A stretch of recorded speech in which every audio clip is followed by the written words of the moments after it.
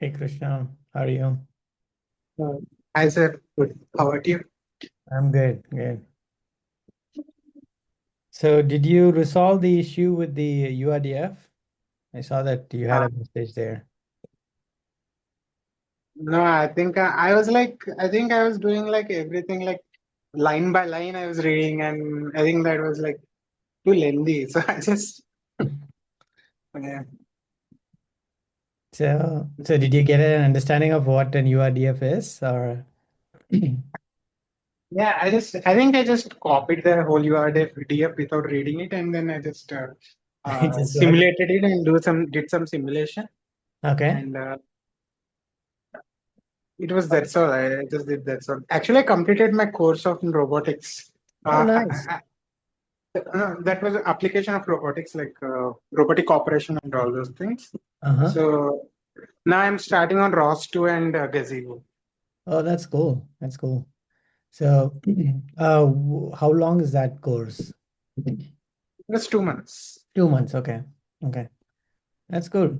So the gazebo part or the URDF part, is that part of this ROS2 thing or is it a part of the robotic course that you're doing? No, that was completed. It was just about controlling ABB robots and universal Mm, robots. I see. Uh, Okay. so I can control the robot right now. I know just that much part, but I don't Mhm. know about it. So they have specific softwares for themselves for their simulation software. So I it's see. not on Gazebo. So I have to learn Gazebo again, like I ROS2 and see. Gazebo. Okay, that makes sense. Makes sense. Cool. Yeah, learning ROS is fun. So good luck with that. Hey Shruti, how are you? Hi, Srini. I'm good. How are you? Good, good. How are the lessons going on? Yeah, they're really good. It's Okay. nice to brush up on all the Linux fundamentals, Fundamentals, and yeah. some of them are new to me too. I But see. they're like very, very well explained and like clear and concise. Okay, that's good. Like That's some good. of the commands I used to just like use them without thinking. Now I actually Mhm. know why they're used. Yeah. That's good. That's good. So, Yeah. I mean, the primary the idea is to I mean, it's not like a deep dive on that topic. It's just like, okay, we've used some of these, we don't know some of those, just go through Yeah. them and Yeah. get through Right. it. I think we should, at least for you, I think we should do something in addition to this. Um, Okay. Let me know if you have the time. And I also see that you're doing some additional lessons every day. So let me know how that goes. And if you have additional time, we can, uh, I mean, again, end of the day, it's all you, right? Like how much are you Yeah. Right. willing to take up and how fast you want to Like go. So, what else? so Like what kind I'm of things are you thinking of thinking? I'm thinking of there are multiple things we could do. One thing is maybe we can start chugging through a paper, right? Like I can give you a paper assignment where Okay. you try to read through a paper and then maybe I mean obviously the first time we read the paper we don't get it so we go back and forth. Yeah. So maybe we can have some sessions where we can dig into it and try to understand what's going on. Yeah. That's good. I'm interested in that. Okay, cool. So that's one part of it. The other thing we could try is maybe we can build try to do something in hardware, right? Like maybe build a robot and then go with that. Or maybe we can get into simulation and go that way. So multiple things we could do. Yeah. But yeah, depending on what you really are interested in. I'm interested in all of those things, so we Okay. can start with anything. Like I guess it all boils down to how much time you have, right? Like that's kind of the bottom Yeah, I line. mean, if I'm doing that, maybe I can do like maybe one lesson per day. I see. Okay. Yeah. Okay, I that's can fair. make time for those things. Yeah. Okay. So I will send you a paper. So I don't want to start from like the most latest paper or anything like that because that is not going to help much. Yeah. I think what would be better is if you start with some seminal or landmark paper, Okay. even if it is old, that is okay. Yeah. To get the hang of it, and then we can go about like getting to the more latest ones. Right. Um, Yeah. so I'm thinking of this PTAM paper. Let me look it up. PTAM. This is one of the earliest works. Let me show you that. Okay, let me pull it up.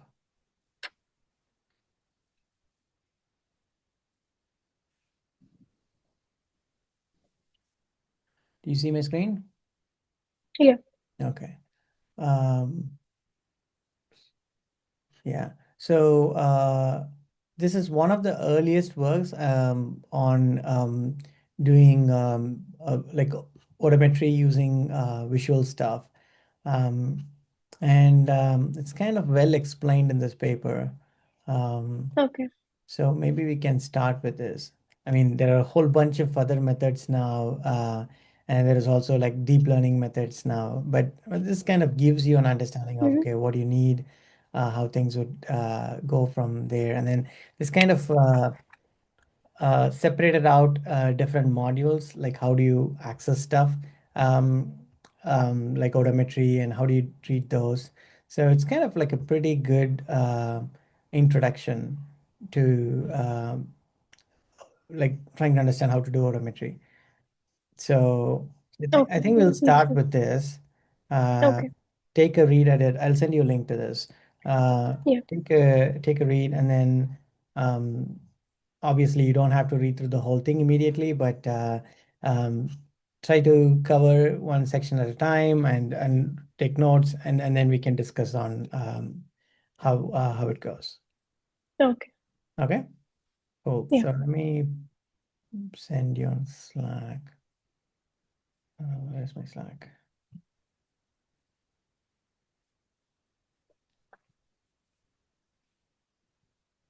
Okay, I send you a link to the paper on Slack. If you cannot access a paper that I send, just let me know and I can send you a PDF. Sometimes these might be behind paywalls and things like that, so you might not be able to Okay. access some of them. Let me check. Yeah.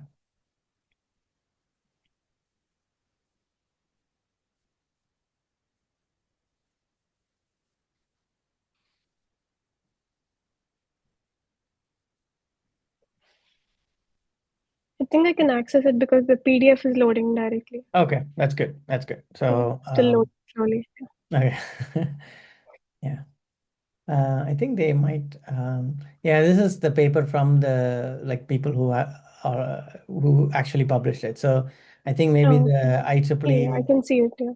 IEEE Explore. If you download to that, that might require. Yeah, that would require your Yeah. access. Right. Yeah. Yeah, I So can see this paper. okay, cool. So start with this, and then we can take it from there. Okay. Sounds Okay, good. cool. So do you have any questions or anything that you want to discuss today? No, not yet. Okay, that's Maybe fine. by the next meeting. Okay, cool. That's good. So I think, I mean, I was going through the, okay, here are the things we could do. I was going through a slide deck that I was actually giving a guest lecture for one of the courses in CMU, Oh, nice. talking Okay. about ROS and like robot programming in general. So Okay. I think I went through half of the slide deck and then I have the other half. So I can go through that if you guys are interested, or I can answer questions. We can keep it free form. Um, what do you guys think?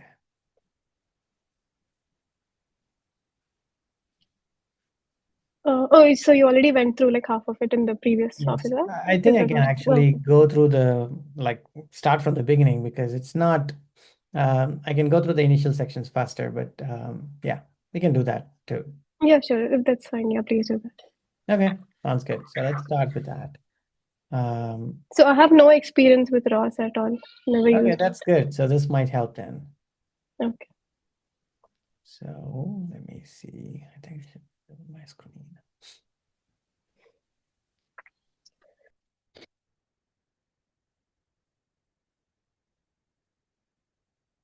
Krishna, were you there for this when I was talking about this?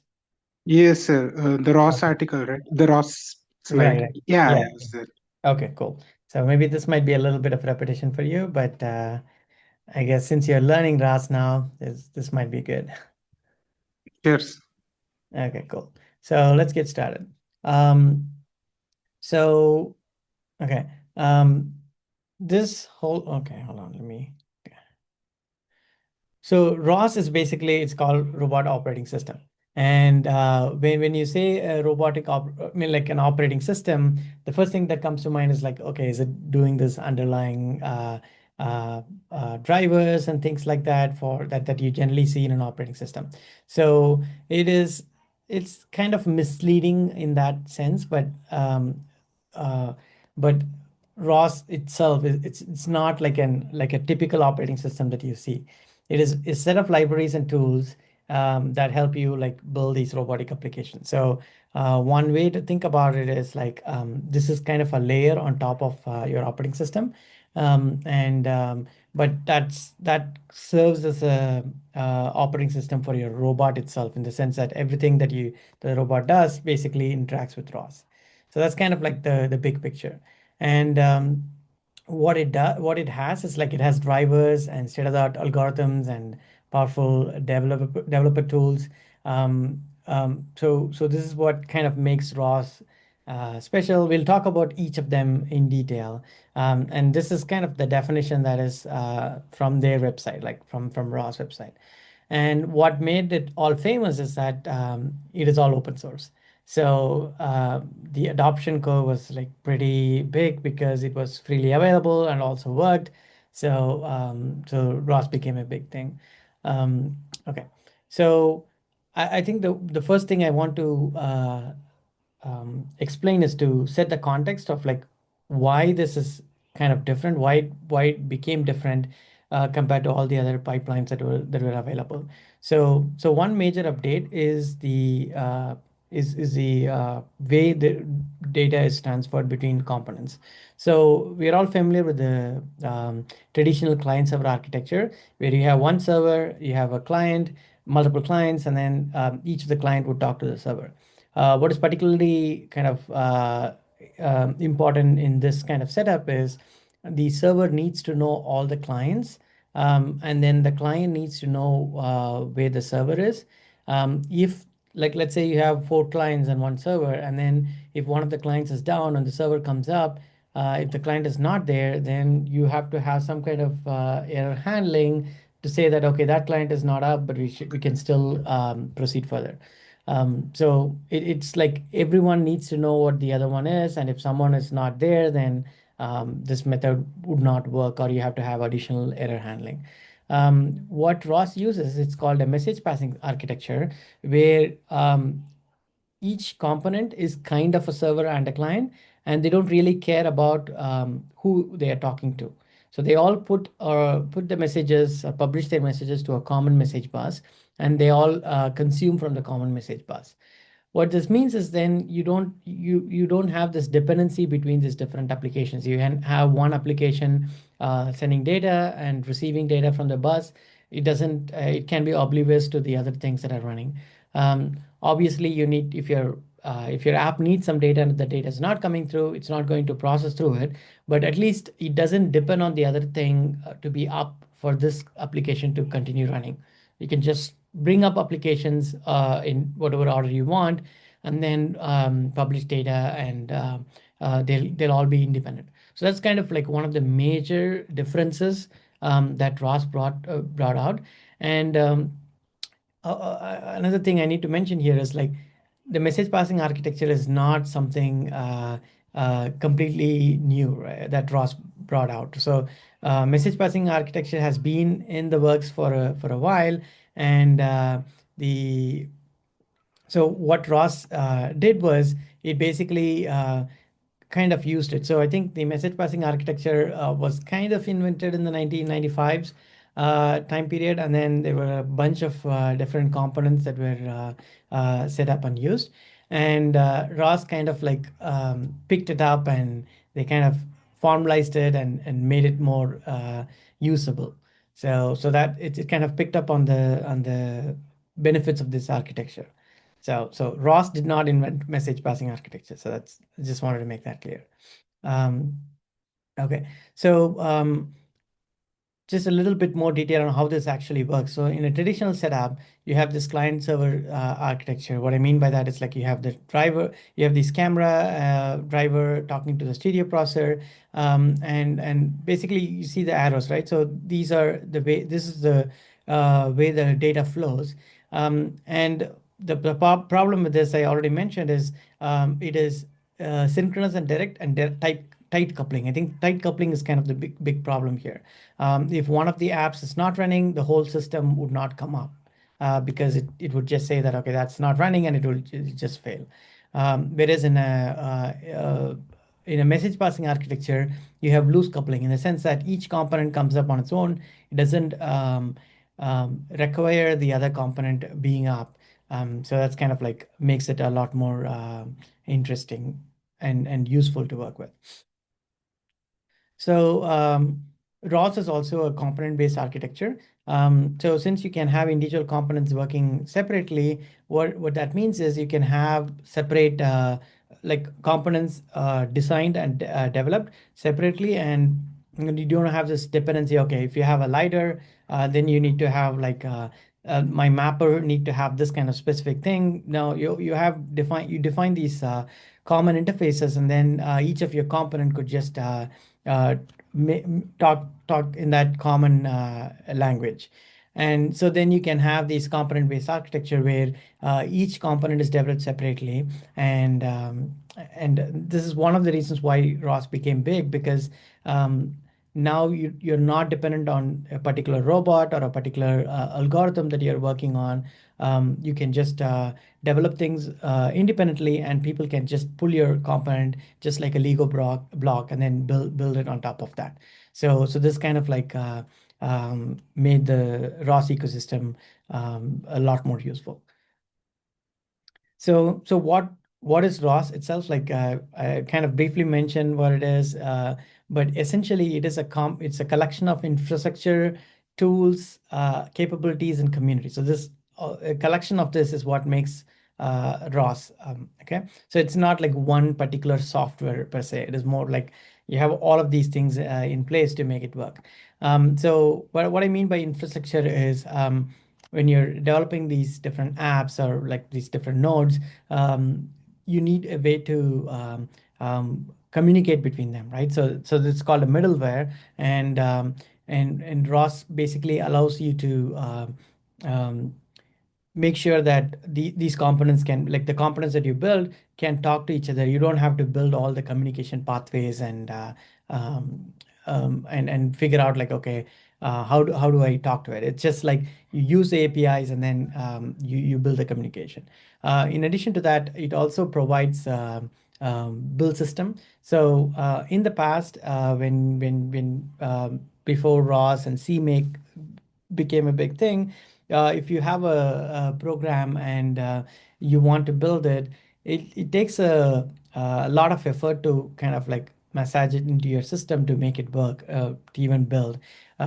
ROS standardized those things. So when you're getting someone else's component, you don't have to figure out, spend days or weeks to figure out how to build it. You just take it, put it into your ROS ecosystem, and it just builds fine. So that's kind of like what I mean by infrastructure.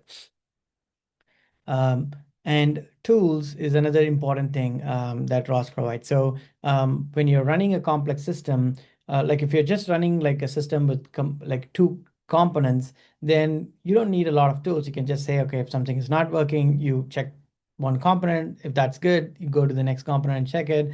But then if you're working with the ecosystem where you have like tens or even hundreds of components, then it becomes really hard to look into the system to see what is failing, and things like that. So you need you need different ways to kind of inspect the system to see what is going on, so that you can figure out which side, what is failing. So one of the major things that Ross did was, they provided a rich set of tools, and this is kind of like looks, on an outset like, okay, yeah, tools.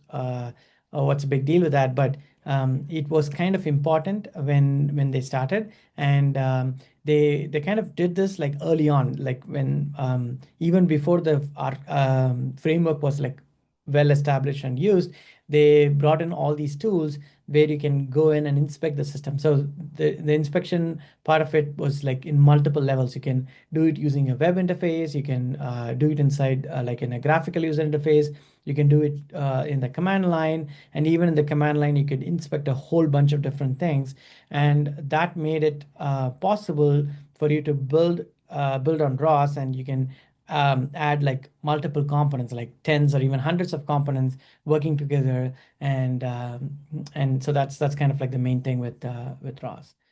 Um, so the next thing was capabilities, right? So this one was, like once you have this infrastructure and tools, people started developing a lot of things, and all of these algorithms and everything started piling up on RAW. So people started building algorithms for perception, planning, localization, and each of them got, like, they released that to the ROS ecosystem. So if you are working on perception and you're looking for planning algorithms, you can just download it off the ROS ecosystem, and then you can just have it all running fine. So this is one of the things that that kind of happened after that. And community. So ROS has this huge community. I'll show you a graph of like how it has grown. But this is kind of one of the reasons why ROS actually stuck to the market and kind of like grew. So there are also these forums and events that happen like um, frequently, where people get together and discuss stuff, and the other part of it is like there are also these working groups where they kind of like make specific versions of ROS. So they like there is one industrial automation thing, and there is a space ROS effort where they take the version of ROS and then they kind of specialize it for that particular application. So that's kind of like another thing that goes on with the ROS stuff. So all of this together is what makes ROS that we know of today.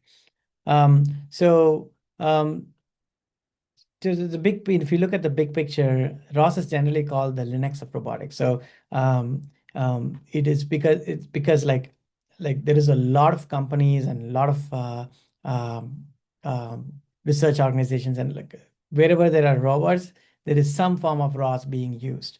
So that it has that much of proliferation at this point, and that's why it's called like the Linux of robotics. And so this is some of the robots that have deployed ROS. So you can see like a variety of them, like warehouses and terrestrial applications, like in farms and in what like in aquatic based robots, and like walking robots, and like any robot you can think of, it's probably has some version of ROS set up. So that's how diverse at this point ROS is. So to give you an like a big picture of where things were before Ross came into picture, to give you to kind of like understand where we have come through. So this is kind of like this is a graphic from the Spectrum article that was published a few years ago.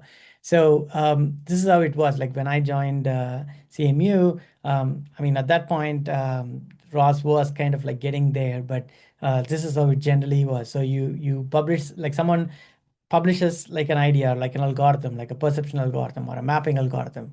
And then, so in that paper, they would have claimed that, okay, this algorithm did that. And you find that, okay, um, you see that, okay, that's great, that's cutting edge, so let's try to implement it. So you take that, and then you look at it and you're like, okay, I don't know what that software is, it's all crap. So you say that, okay, let me try to improve that. So you kind of like go over it, try to understand it, and then you say that, okay, let me improve, upgrade this, and let me clean everything up. And then once you get to it, you will figure out that like anything,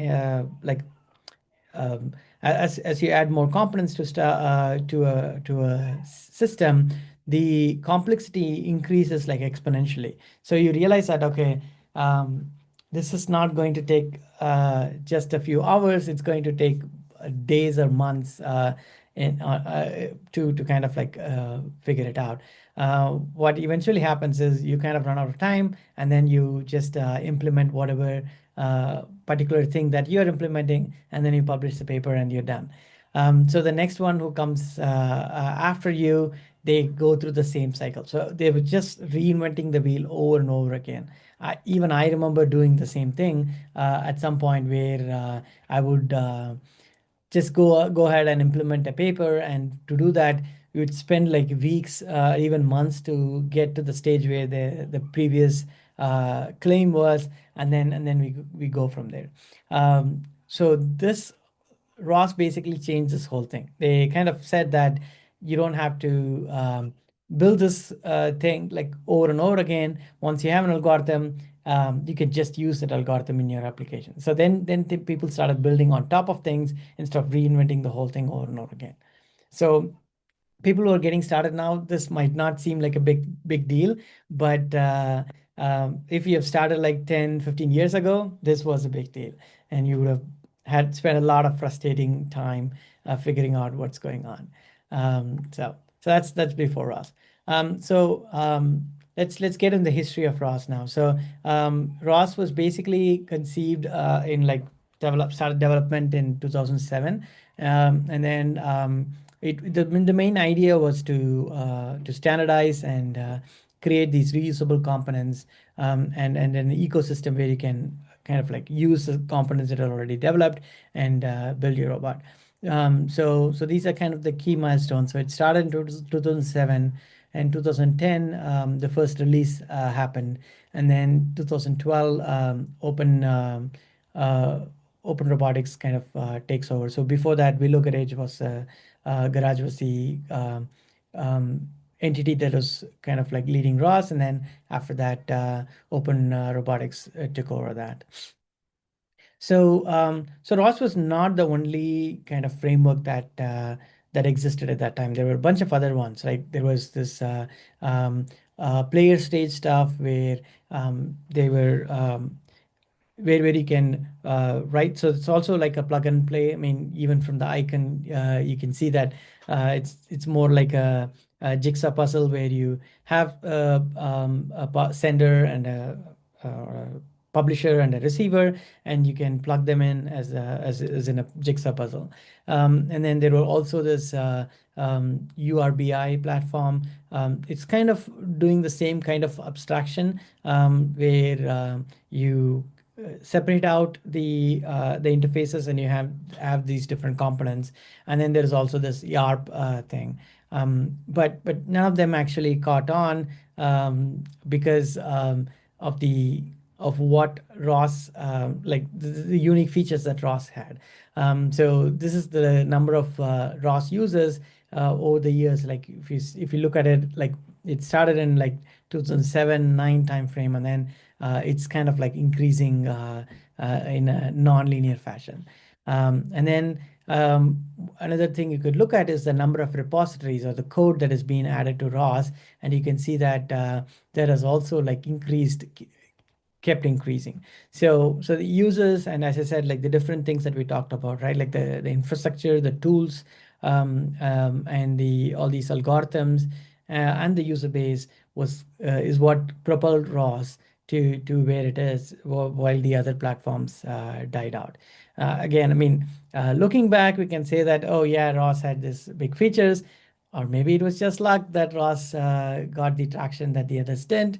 But whatever, ROS is kind of the platform at this point. And if you're building robots, then you need to learn ROS. There's no way around that.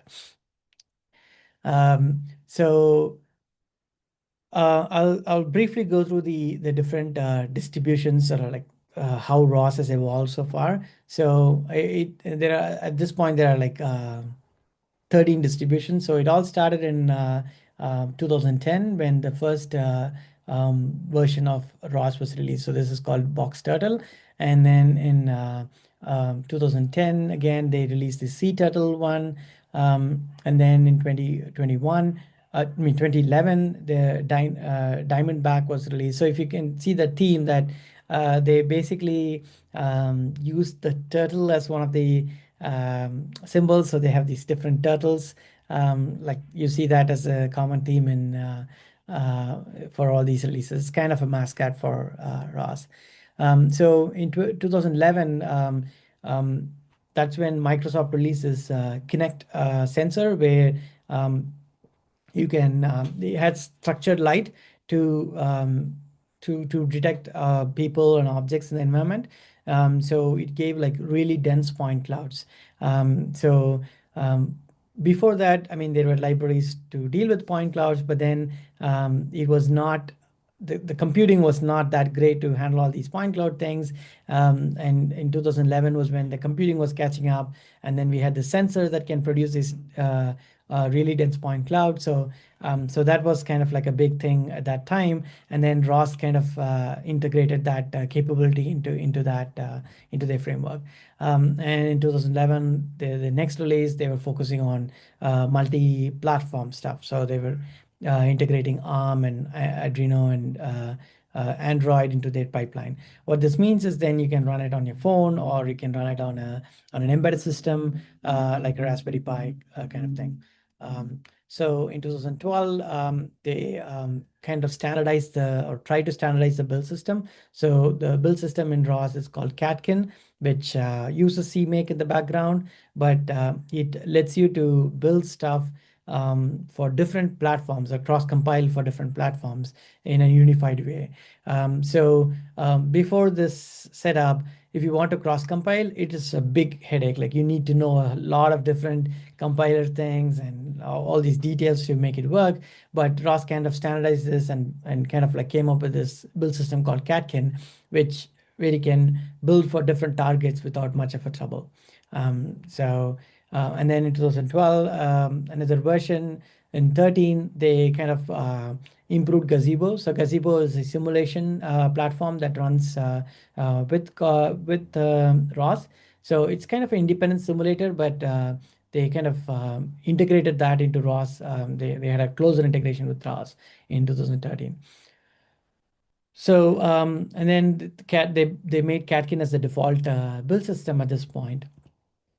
And then came the Indigo.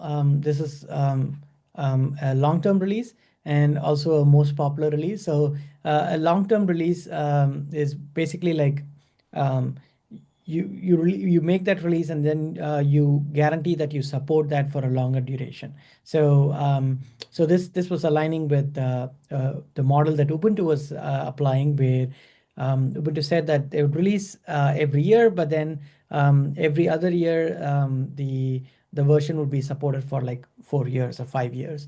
ROS was picking up that same pattern. In 15, this Jade was increased, and then with better Python support. And in 16, there was this another LTS or the long-term support release. And then at this point, they started aligning with the Ubuntu long-term releases. So Ubuntu long-term releases is um, every 2 years. So all the even numbered Ubuntu releases are long-term releases. So they kind of started aligning with that.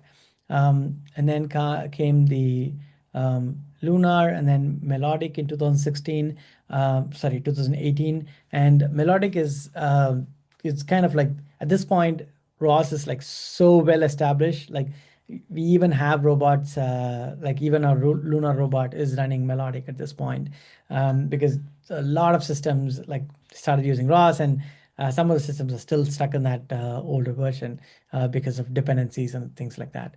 So Neotic came in 2020, and that's the last, the final release of ROS 1, and they started going to ROS 2. So I'll talk a little bit about ROS 2 in the next couple of slides, but that's kind of like um, the different distributions of ROS1. So if you can see, one of the reasons why ROS succeeded is because they kind of like figured out what was important in that particular time, and then they kind of embrace that. Like for example, if multi-platform is important, they kind of use that. When point clouds became important, they kind of integrated that in the platform. So I mean, this is not like a unique pattern with ROS. Like any company or any kind of organization which embraces what is in the what is currently a big deal, they kind of like stick on, and they kind of evolve and become a big company, right? So this is what happened with ROS too.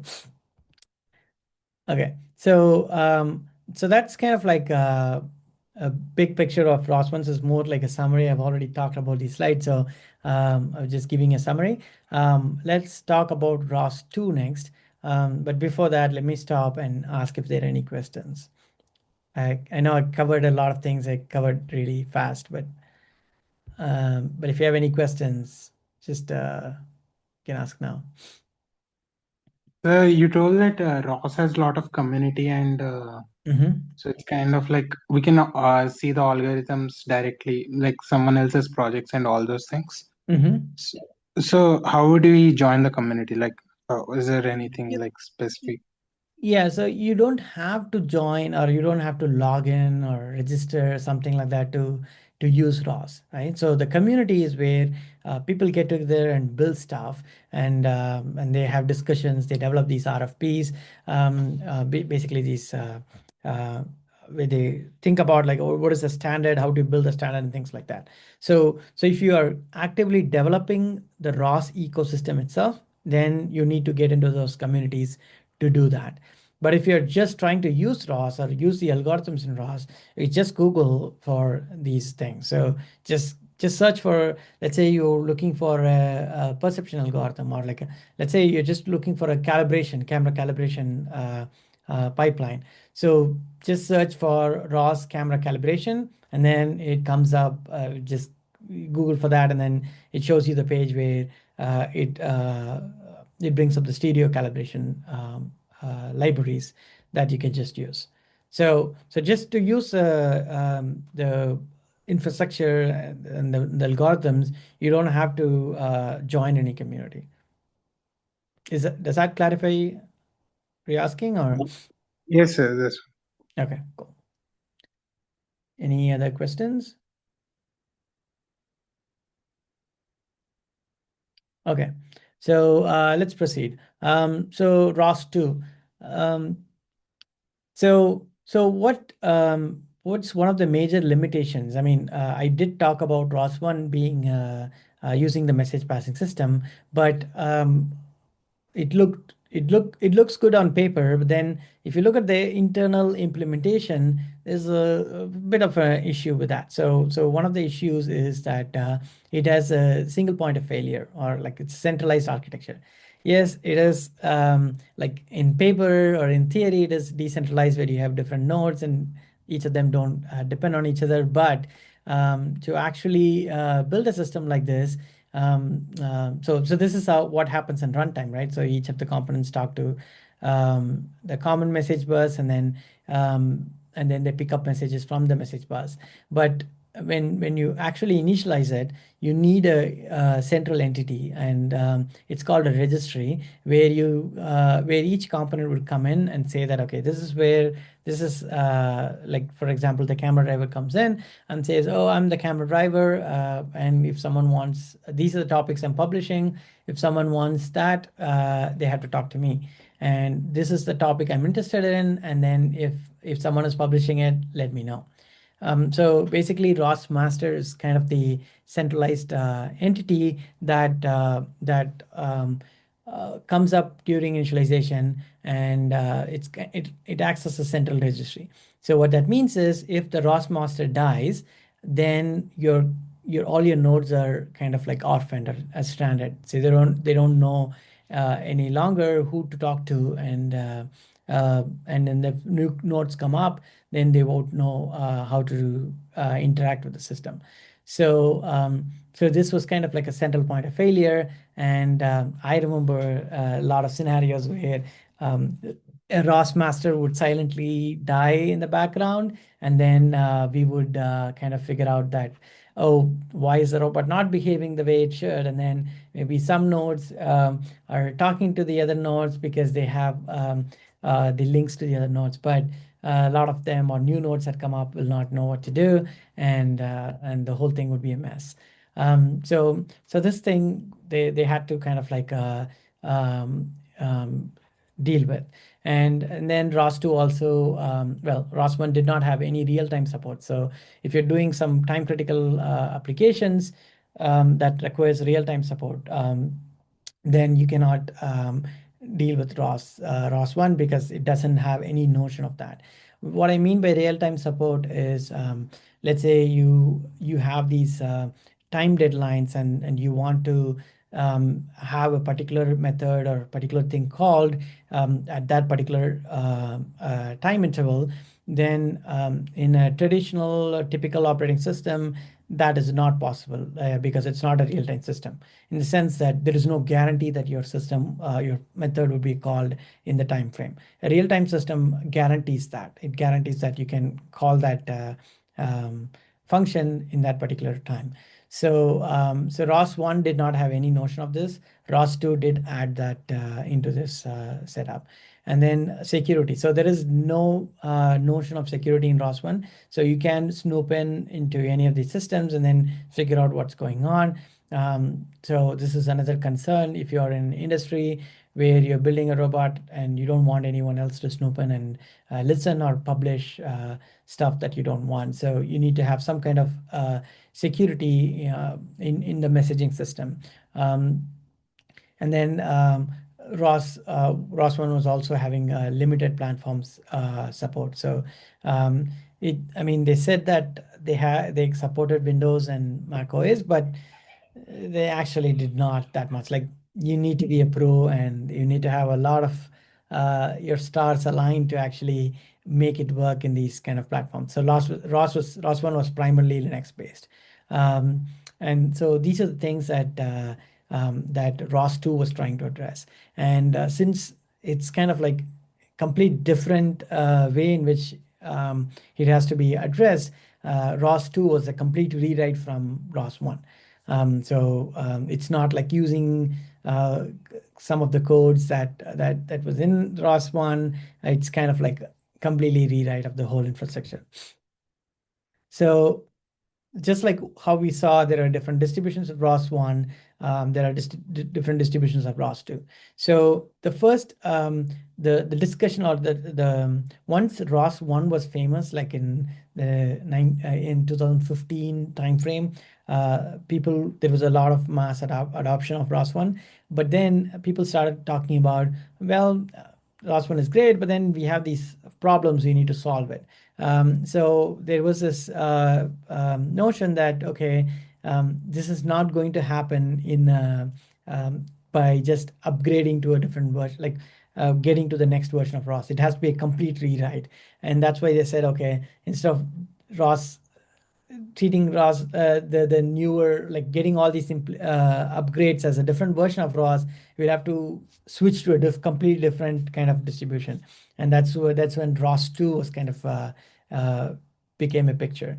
And then the first official release of that was in 2017. At that time, it was not kind of a big deal because people were still in ROS1 and no one even imagined that they're going to go to ROS2.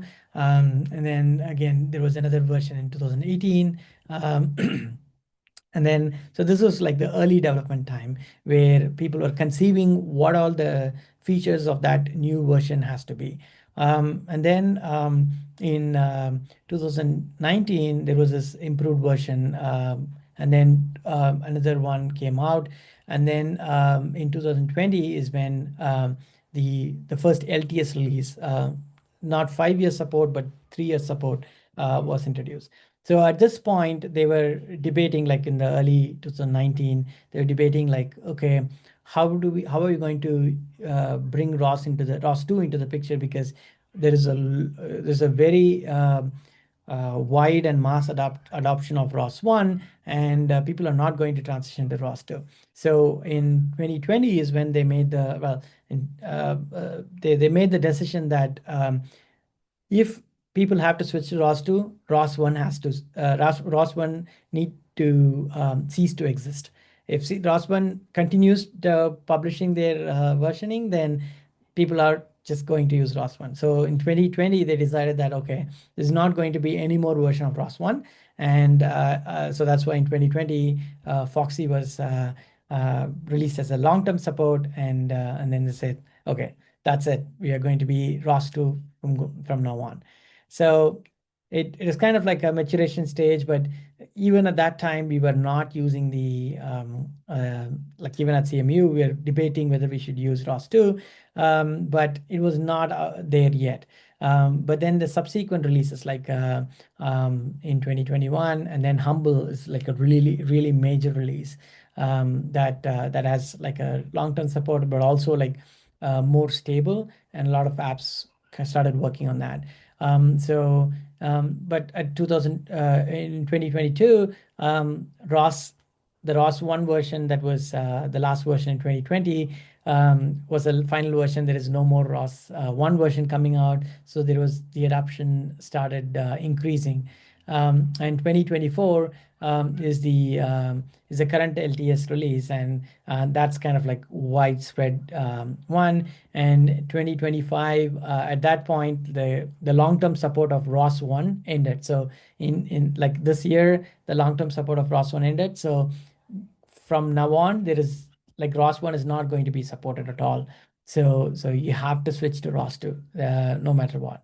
So if you're starting a new project, you just start with either 2024 ROS 2 or later.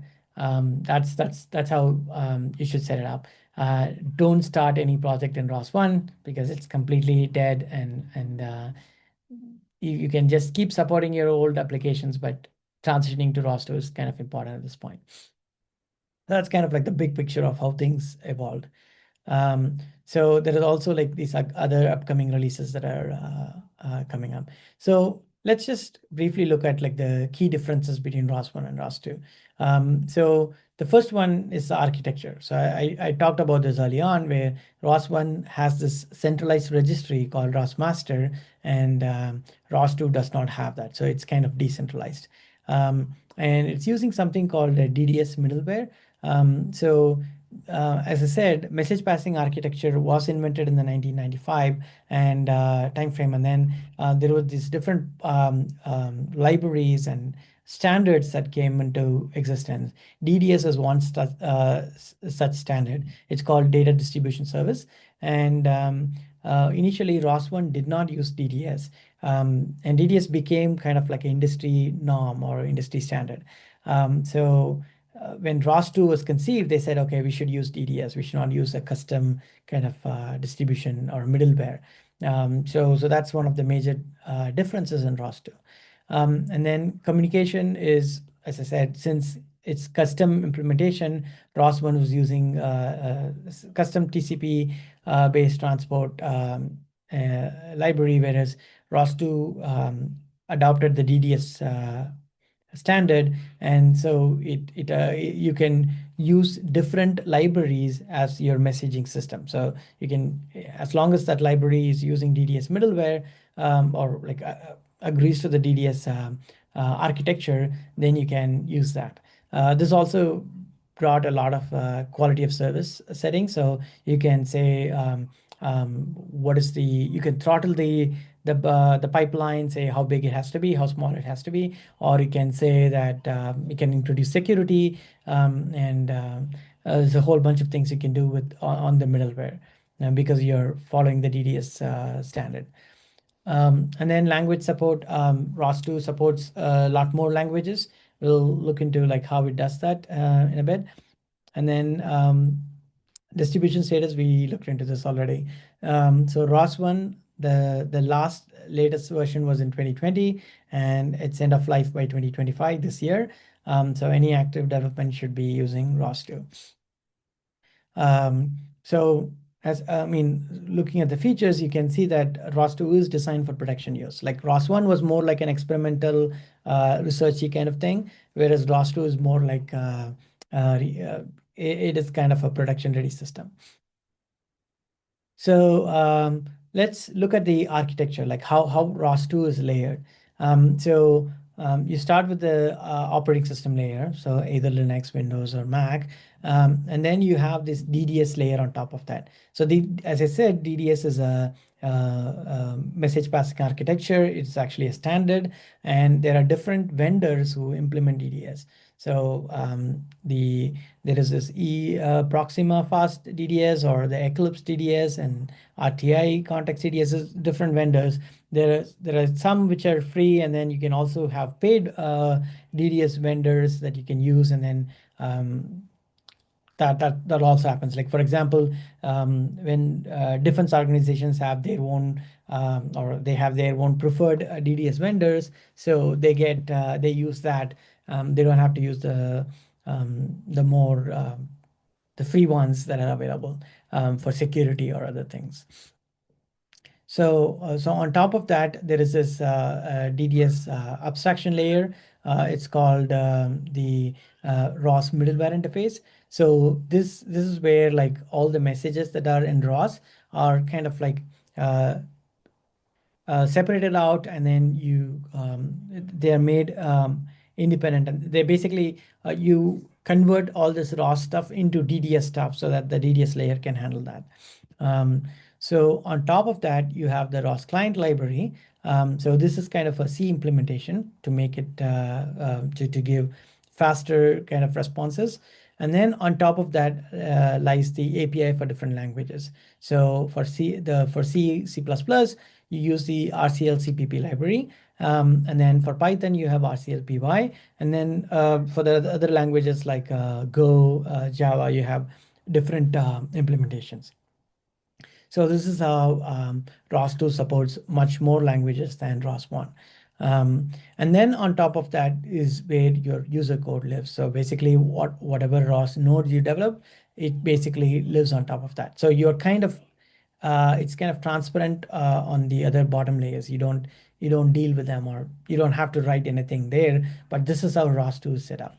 So in comparison, if you look at ROS1, you have this operating system, and then you have this huge block where everything is custom written, where you have this C++ or Python library that talks, and your node basically talks to that whole library and talks to the operating system. So if you look at it, think about it, ROS1 kind of implemented the same thing that ROS2 is implementing, but it was much more convoluted in the sense that it's all like into one big block.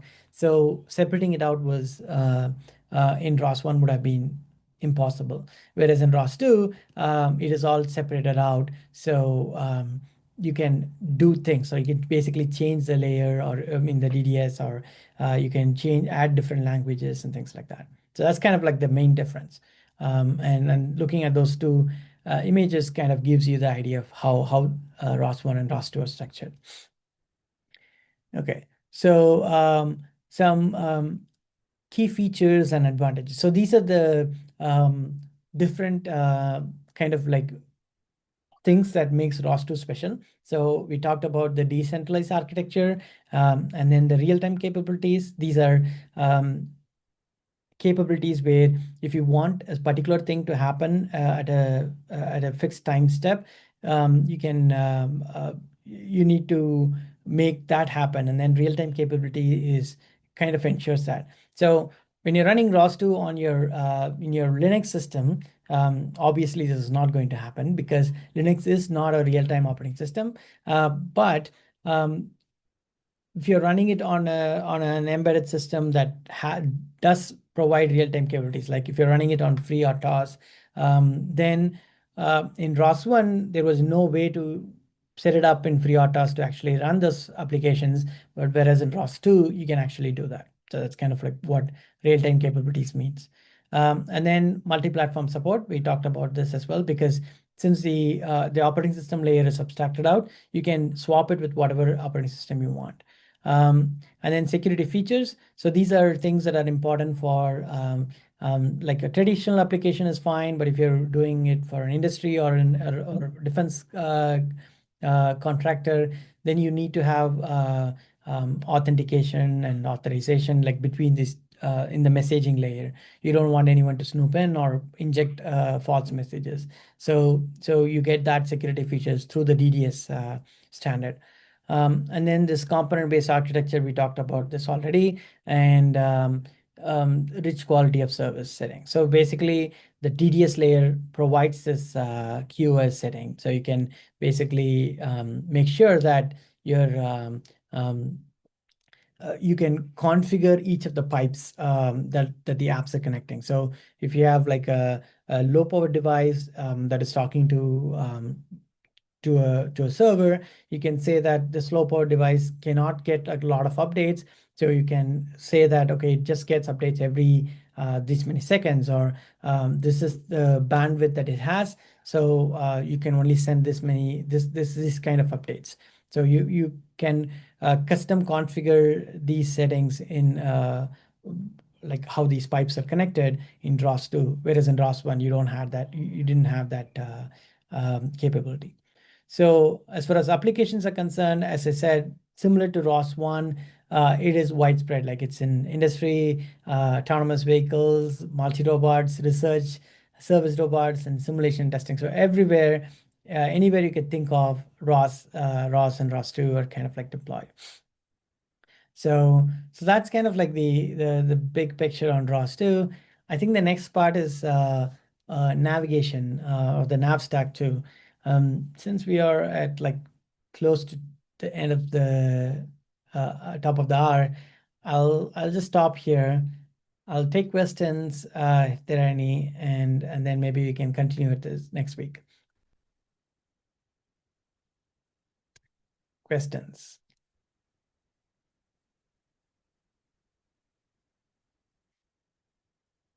None, sir. Okay. No questions from my end as well. Okay. Cool.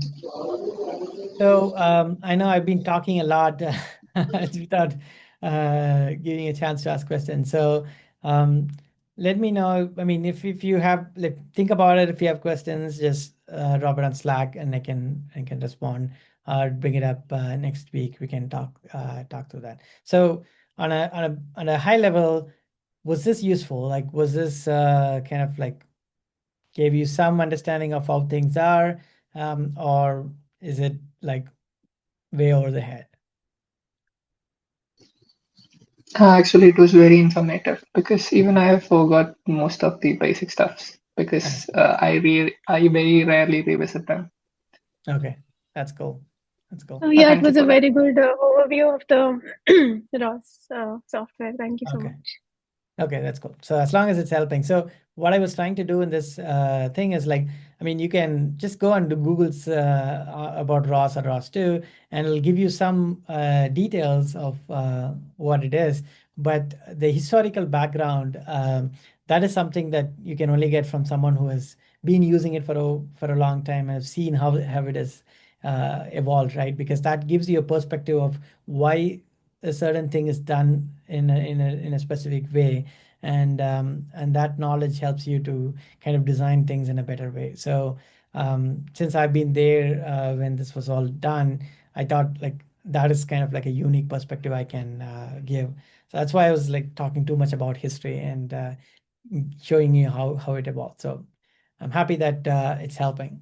So next week we can continue on nav 2, but before that we'll have, like, if you have questions, we'll talk about that, and then get to this thing. Okay, cool. So okay, that's top of the hour. So let's break now and meet again next week.